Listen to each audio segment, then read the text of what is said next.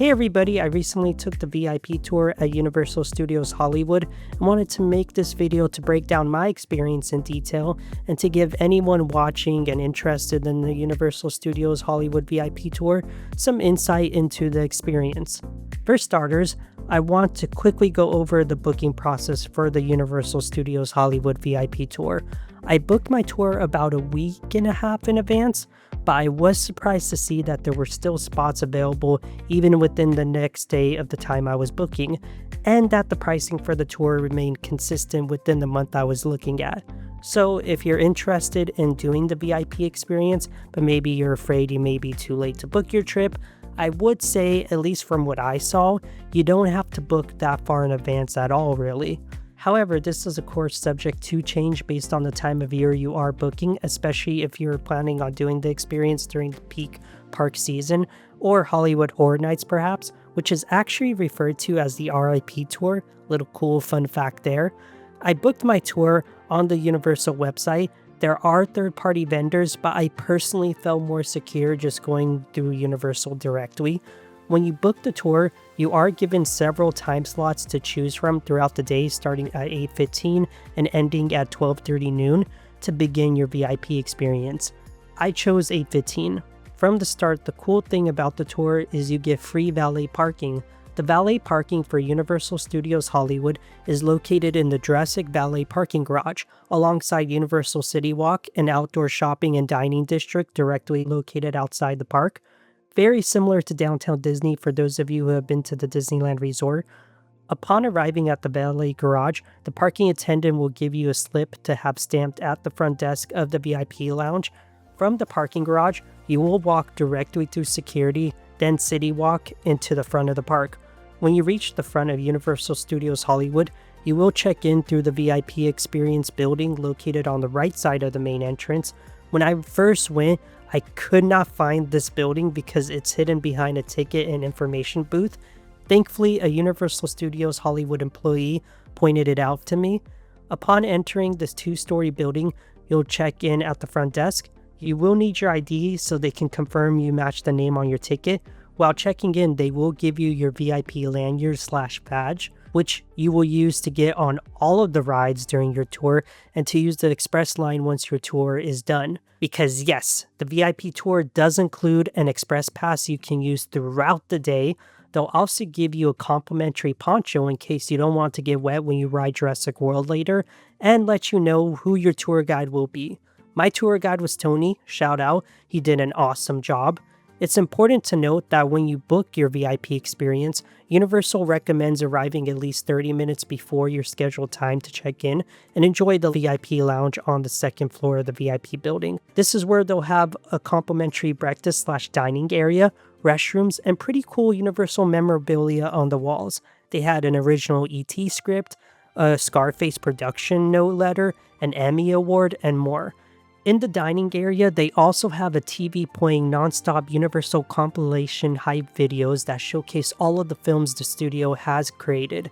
And I have to admit, the videos worked. I was getting so excited. As far as the breakfast goes, it's very basic. There's some fruit, hard-boiled eggs, basic breakfast drinks like orange juice, and croissant sandwiches, both turkey and ham.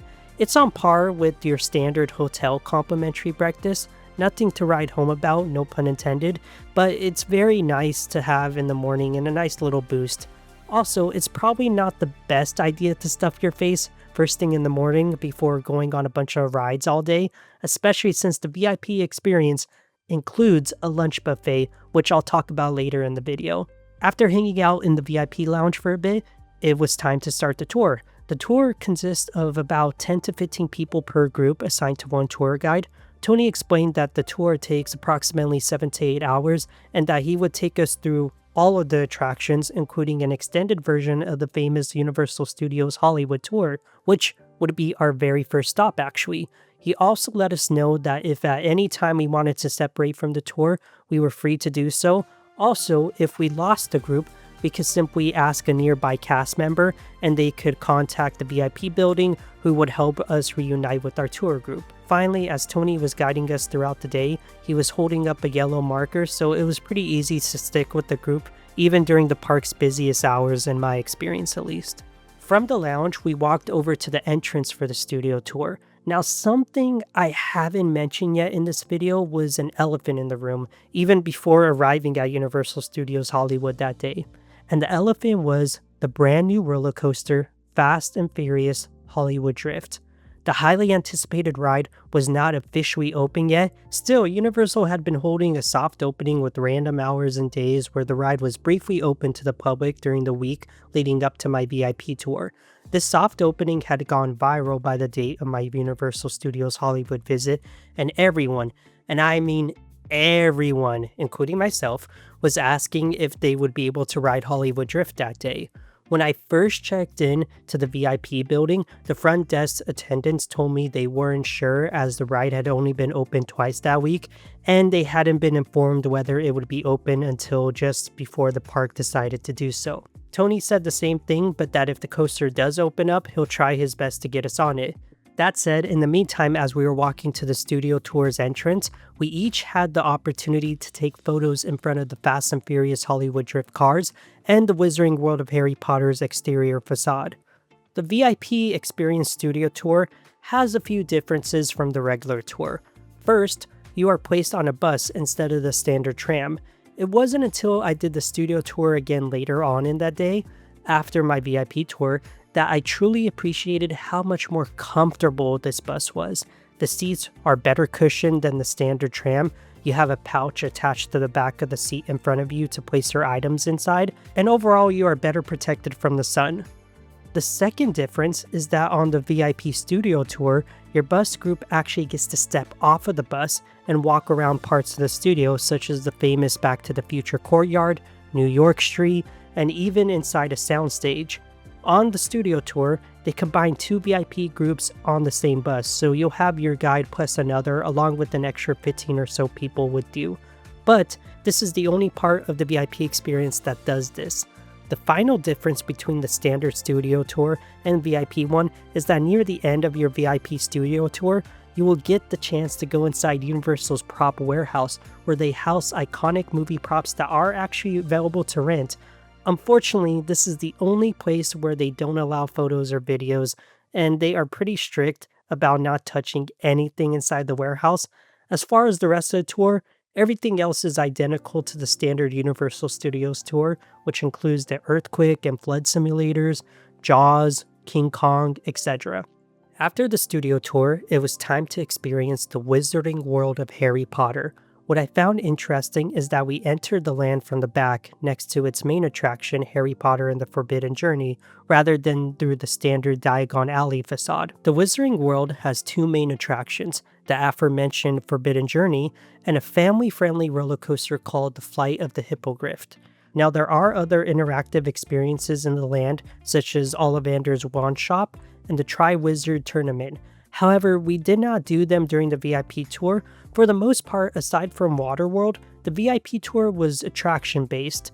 That said, after the VIP tour, if you want to experience anything that was skipped, you can of course do so. When entering the Wizarding World of Harry Potter, the first thing our group rode was Flight of the Hippogriff. A trend that continued throughout the day is our tour guide, before having us scan our VIP lanyard and enter the express line, would ask if anyone in the group did not want to go on the attraction. If someone said they didn't, they would simply sit out and wait for the rest of the group near the attraction's exit after everyone has ridden. So, if you're afraid to ride something or you're afraid of getting motion sickness, don't worry, you can sit out rides without affecting the rest of the group's experience. The Flight of the Hippogriff was a solid coaster to me. I was surprised by how short the ride was, but if the wait time isn't too long, I think it's definitely a fun little coaster to check out. The next ride we rode was Forbidden Journey, which I just have to say has an incredible queue. In general, many of the queues at Universal Studios Hollywood are very well done, especially considering the limited space they have to work with in the park. When you are on the VIP tour, the amount of time you wait in queues ranges from 5 to 15 minutes depending on the attraction. I also took the tour on a Saturday, so the park was very busy. I believe the longest queue wait time might have been 20 minutes for the Mario Kart ride. However, the regular posted wait time for the ride was wild in and of itself. I believe it was over an hour. So VIP definitely cuts down wait time significantly. Back to Harry Potter and the Forbidden Journey, I really enjoyed this ride, but I could definitely see that if someone is prone to motion sickness, they might want to sit this one out. There's tons of movement paired with screens, as with many of the rides at the park, but I still found it fun and loved how immersive it was.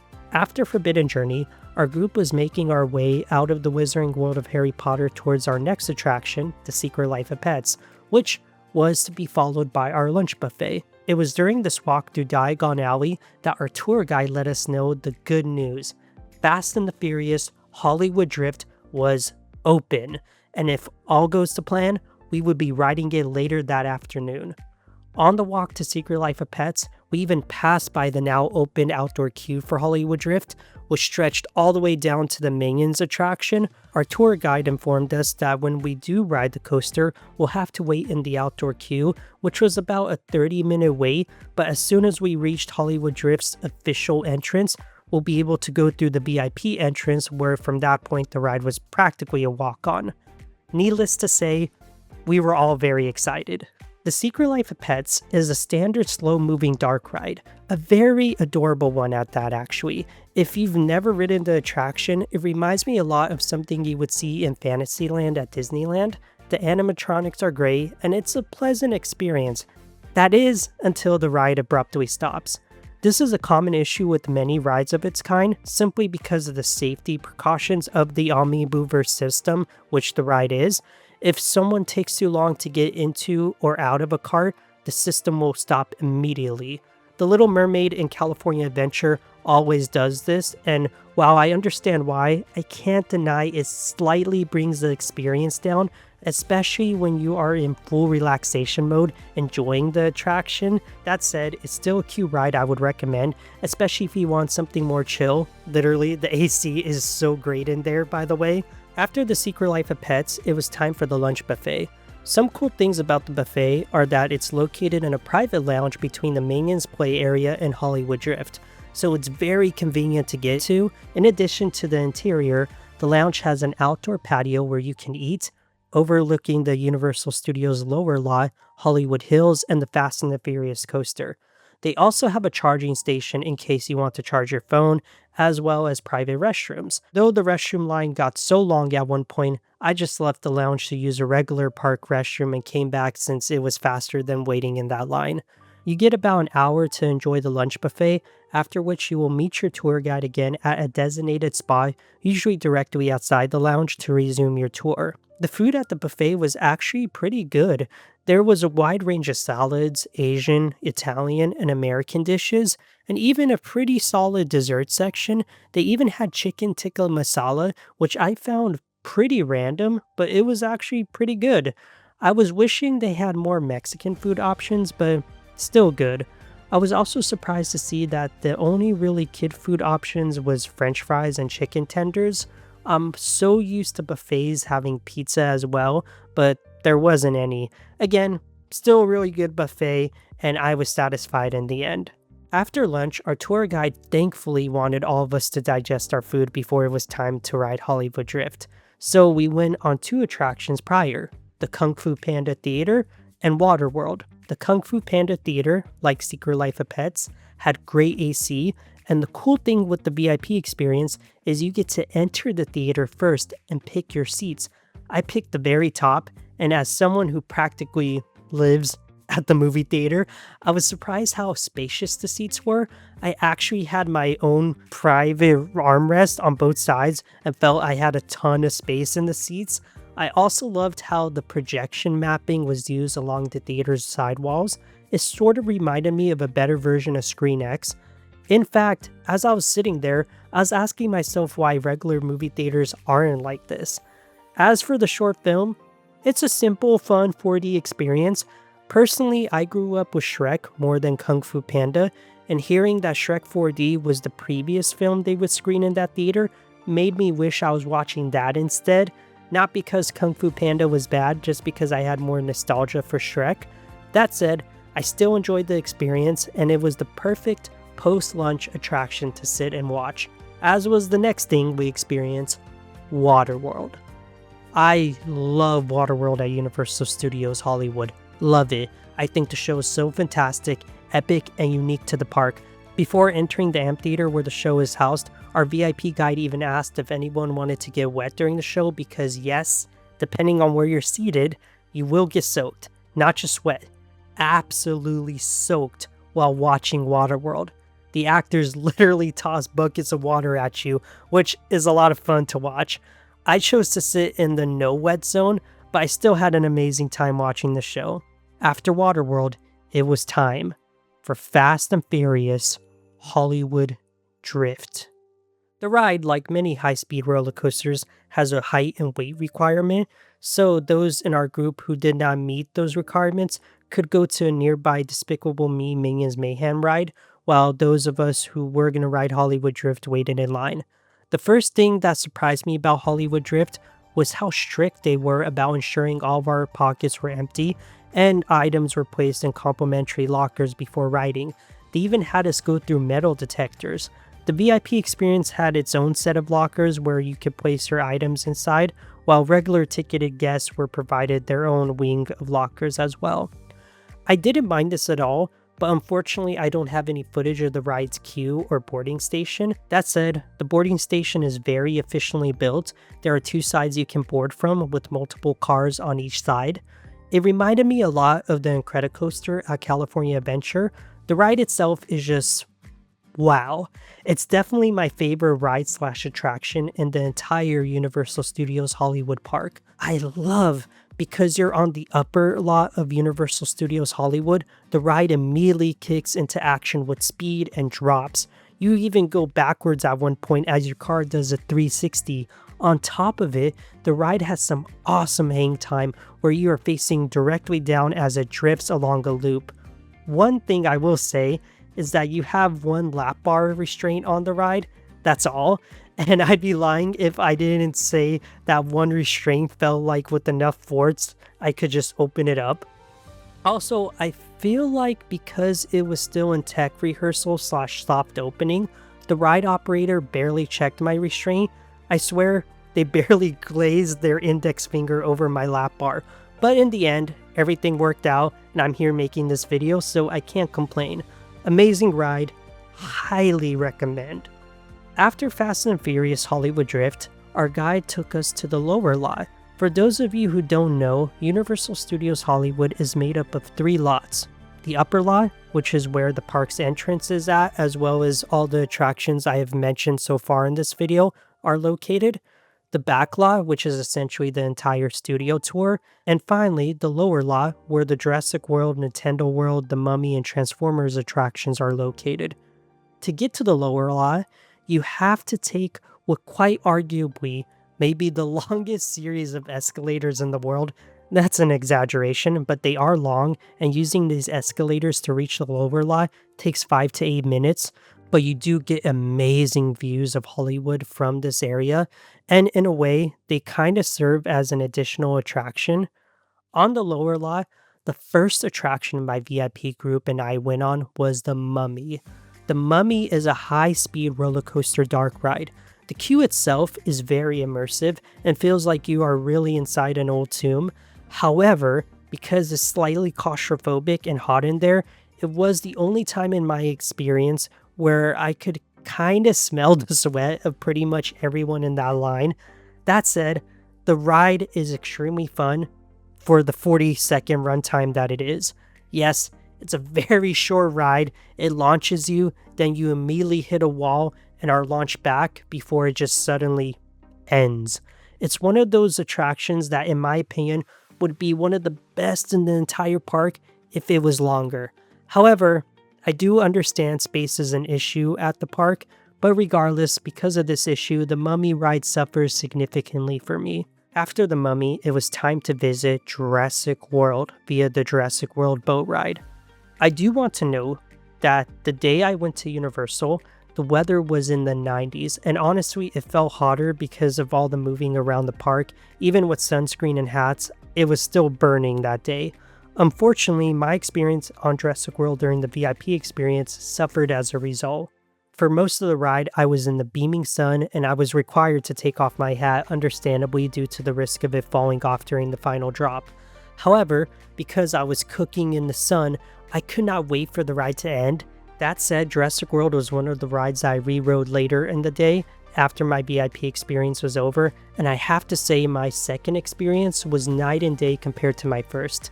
In fact, when I was ranking all the attractions, I put Jurassic World as number 2 just behind Hollywood Drift. The ride is amazing, I love the immersion, getting sprayed on and splashed by dinosaurs was really fun, the drop is epic, and of course the music is awesome. Universal Studios Hollywood did a heck of a job with this attraction. From Jurassic World, we were guided to Nintendo World to ride Mario Kart. Nintendo World, right off the bat, is incredibly themed. I also love the kinetic energy of the land. Everything feels interactive and moving, truly bringing me into the world of Super Mario. That said, that's pretty much where my positives end when it comes to Nintendo World. Except for the well-done queue, I found Mario Kart slow moving and inconsistent in pacing. The ride would randomly halt at times, not because of any downtime, but simply due to its inherent design. And it's rather annoying because of the hat they make you wear. It's one of my least favorite attractions in the entire park. What's really disappointing is that it's the only attraction in Nintendo World unless you want to count the power-up band stuff. For a land called Super Nintendo World, I felt like the only characters represented were Super Mario ones. It would be cool to have maybe a Donkey Kong attraction, which I know they have in Orlando's Epic Universe, or something with Zelda or Star Fox, Metroid. There's a ton that they can do with the land, which again, could be connected to the issue of space Universal Studios Hollywood has. Still, I was expecting the Mario Kart ride would make up for the lack of attractions, but it simply did not in my opinion.